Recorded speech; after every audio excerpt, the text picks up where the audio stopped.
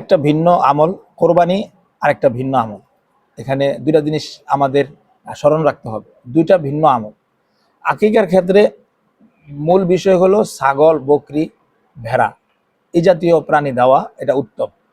যদি মেয়ে হয় তাহলে একটা দেওয়া, আর যদি ছেলে হয় তাহলে দুইটা পশু জবাই করা আল্লাহর নামে। তো এখানে যদি উত্তম হলো যে উত্তমের মাসআলা হলো আকিকার জন্য আলাদা প্রাণী, অর্থাৎ এই সকল ছাগল, ভেড়া, বকরি এগুলো দ্বারা আকিকা দেওয়া উত্তম। এটাই শ্রেষ্ঠ, এটাই উত্তম, এটাই যুক্তিযুক্ত এবং হাদিস দ্বারা সাবেত। কিন্তু যদি কোনো